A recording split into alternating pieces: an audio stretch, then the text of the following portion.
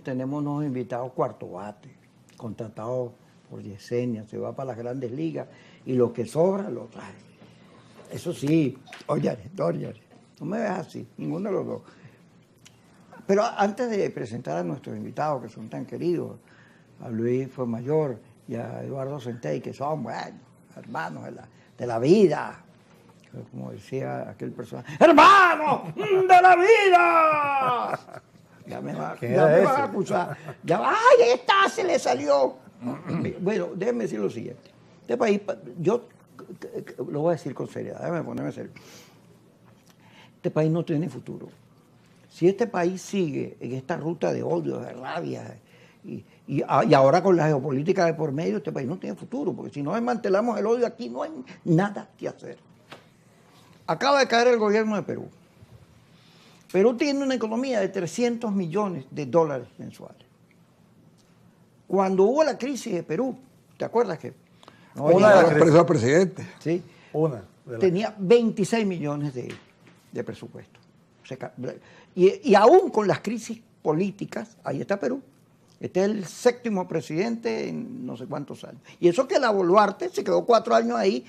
La acusaron de que se robaba la plata del Estado para hacer sus operaciones y comprarse ropa. Chicos, eso es insólito, porque más bien, en estos días estaba viendo la vida de los reales, porque quedó fea, era fea. Sí, de los reales, eso es verdad. Ella la da más ni con el pétalo, una rosa. Mira, Indira Gandhi, yo me sorprendí, yo siempre pensé que Indira Gandhi era hija de Gandhi, no. El esposo tenía apellido Gandhi, pero ella era hijo de Nehru, ¿te acuerdas? De Nehru. De Nehru, que era el lugarteniente de él. Y gobernó un poco de años, se metió en una guerra con Pakistán, tuvo unas crisis de guerras religiosas muy fuertes y le metieron un tiro. Pero era dura como Golda Meir, como la Thatcher y como otras mujeres a las cuales ya no vamos a referir. Entonces, el tema es, si tú no desmantelas estos odios, aquí no hay nada que hacer. Nada que hacer. Este país no va a ser inviable, nuestra economía va a ser siempre estacionaria, porque no puede ser que tú digas, ahí sale alguien a decir, ve, pero además a mentarte la madre, la abuela, la tía. Y todo esto que se haga para producir unidad nacional, oye, no nos caigan a tiros, somos un país hijo de Bolívar, ¡vendido, traidor! Bueno, dicho esto, vamos a comenzar con esto que estoy diciendo. ¿Tiene viabilidad alguna iniciativa, la paz? Bueno, mira, en Venezuela, comienza tú. Mañana, gracias por la invitación.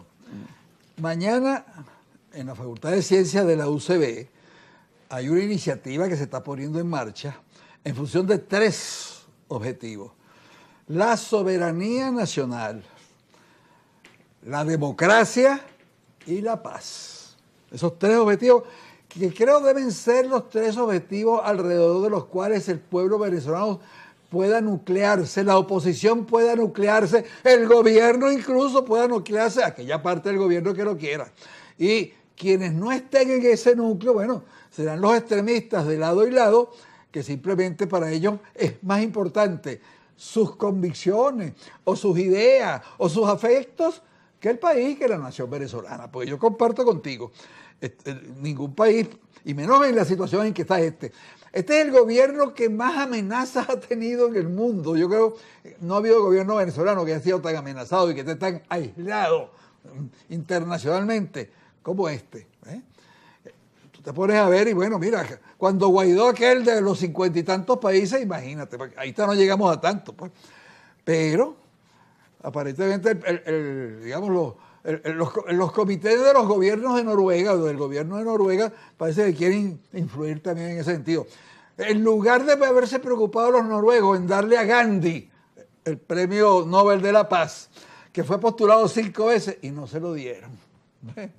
Entonces ahora buscó a Kissinger y se lo dio a Kissinger y después se lo da a Obama. ¿Sí? Parece que aquí hay que bombardear, matar, etcétera, etcétera, para tener un premio de la paz. Uy. Pareciera. Bueno. Es la paz de los sepulcros. Uy, qué duro, Dios mío. Hay un principio histórico según el cual es muy raro que un país desaparezca. O sea, se transforman, pero los países no desaparecen. En África cambian de nombre todos los días. Pero no desaparecen. Y Venezuela no va a desaparecer. Pero la crisis puede ser cada día más grave.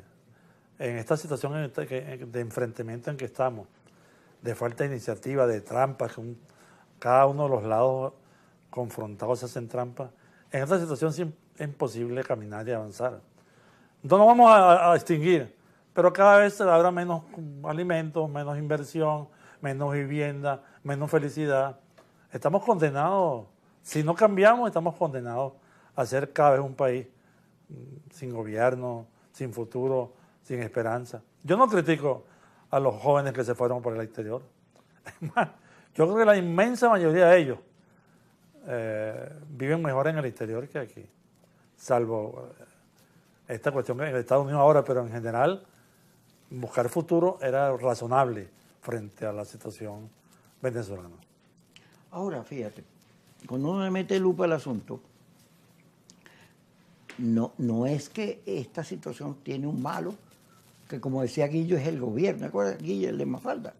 Que un día las nubes taparon el sol y él dijo, papá, y la culpa la tiene el gobierno, le dice Mafalda. Y Mafalda le dice, nos ha aprendido a repartir las culpas. Aquí hay una responsabilidad enorme del gobierno, porque este es un gobierno cerrado. Como tiene tantas amenazas... Porque gobierna, además, porque gobierna. Sí, no, pero además, como tiene tantas amenazas, como lo señalas tú, vive viendo conspiraciones y metiendo preso a gente porque lo quieren tumbar. Pero, además, tiene una oposición que se dice democrática y quiere golpes de Estado, invasiones. ¡Guau! ¡Plomo! ¡Plomo! No, ¿qué va? Entonces, así es muy difícil. Dice Juan González, vamos a meternos por ahí, señor, fue mayor. Dice Juan González que le ponen a ¿cómo se llama la señora? Patricia Llano. Ay, mira, pero es que Maduro la mintió. Maduro es malo. Maduro empieza, ¿no? Y entonces dice, sí, pero hay que negociar. Sí, pero hay que negociar. ¿A cuánta? Porque claro, en Miami, ya vamos a hablar de Miami, porque la carta que postula María Corina como premio Nobel es toda mayamera, casi toda, todo el Partido Republicano mayamero. Sí. Ya vamos a hablar de eso. Pero entonces Juan González en un momento que le dice, mira, en Venezuela hay una enorme mayoría que se ubica en el centro, que está cansada de la política, del conflicto. A ese sector hay que darle la negociación. Ese es el sector que tiene que negociar la salida democrática de Venezuela. ¿Qué opinas tú? Mira, yo estoy de acuerdo en que es imposible con el sector extremista opositor llegar a ningún acuerdo. ¿Y con el gobierno?